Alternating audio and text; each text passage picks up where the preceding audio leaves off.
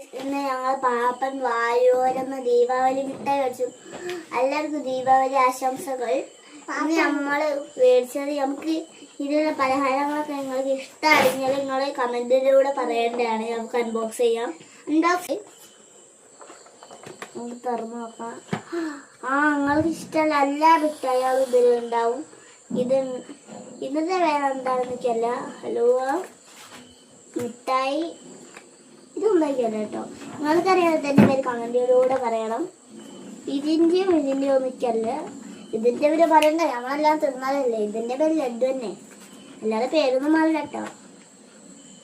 Comedy ഈ സാധനത്തിന്റെ പേര് അറിയാണ് നിങ്ങൾ കമന്റിലൂടെ പറയണം കേട്ടോ. അപ്പൊ നമുക്ക് വലിയൊരു സാധനം ഇട്ടിട്ടുണ്ട്, തേങ്ങാവളം മതി. വെറുതെ പറഞ്ഞ കേട്ടോ. അപ്പൊ നമുക്ക് ഒരു സാധനം കൂടി കാണിച്ചു തരാം. അത് ഇത്തിരി കട്ടിയും ഉണ്ടോളൊക്കെ ഇഷ്ടാ. നമുക്ക് ഒത്തിരി കാണിച്ചെടുക്കുക. ഇതാണ് മഞ്ഞയും പിങ്കും ഉണ്ട് കേട്ടോ. പിന്നെ നമുക്ക് നിങ്ങൾക്ക് വേറെ ഏതെങ്കിലും കാണിച്ചു തരാം. ഇതെന്തിട്ട് എനിക്ക് ശർക്കര വാരി കേട്ടോ. ഇതാണോ? ഇതാ ഇതിന്റെ പേര് മൈസൂർ പാക്ക്. ഇതിന്റെ പേര് മൈസൂർ പാക്ക് കേട്ടോ.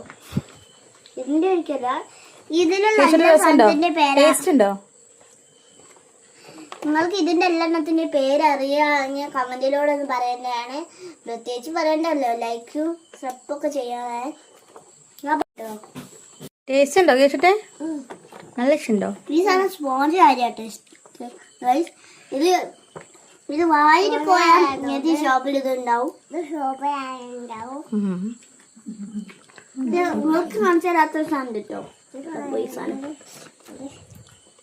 വേറെ ഒന്നല്ല, ഇതന്നെ. ഇതിന്റെ പേര് അറിയുന്നുണ്ട്. അറിയാതെ കമന്റിലൂടെ പറഞ്ഞാൽ കേട്ടോ.